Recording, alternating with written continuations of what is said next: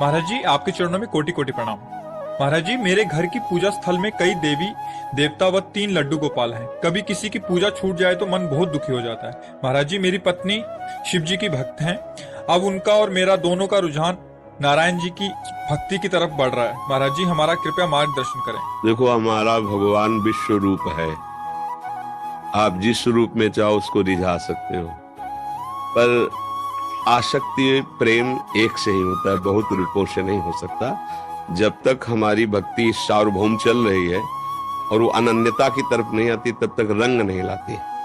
जब अनन्यता की तरफ आएगी, जैसे गोस्वामी जी कह रहे हैं, एक भरोसो, एक बल, एक आस विश्वास, और भगवान की मांग भी यही है, अनन्य चेता सततम यो माम स्मृति नित्य सहा तस्याहम सुलभा।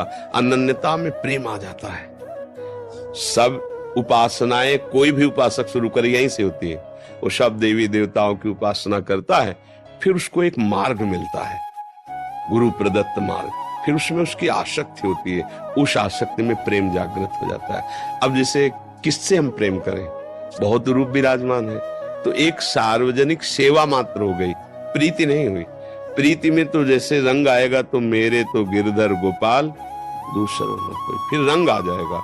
उस रंग में फिर बात आ जाएगी कि आंखें फूट जाएं जो किसी और को देखें, ये कान फूट जाए जो किसी और को सुने, ये जबान कट जाए जो किसी और को पुकारे।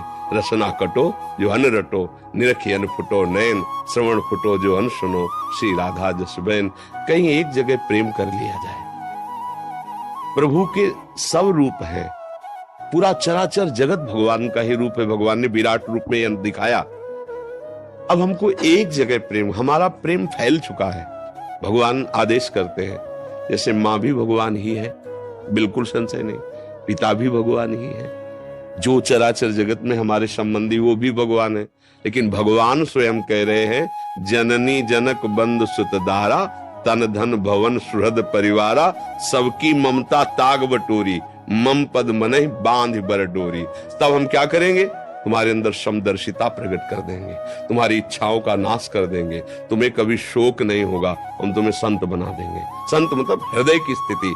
समदर्शी इच्छा कछु नाही, हरस शोक भय नहीं मन माही, तो असज्जन मम उर्वस कैसे, लोभी हृदय बसौ धन जैसे। भगवान आदेश कर रहे कि सब जगह से ममता हटाकर मेरे चरणों में कर लो।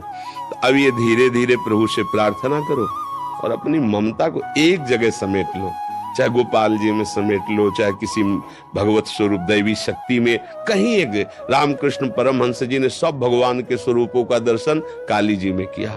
माँ, और जिस भाव से देखते माँ वही रूप, क्योंकि भगवान ही काली बने हुए, दूसरा तो कोई बना हुआ। कहीं एक जगह आसक्त हो जाए तो आनंद आने लगे भक्ति का।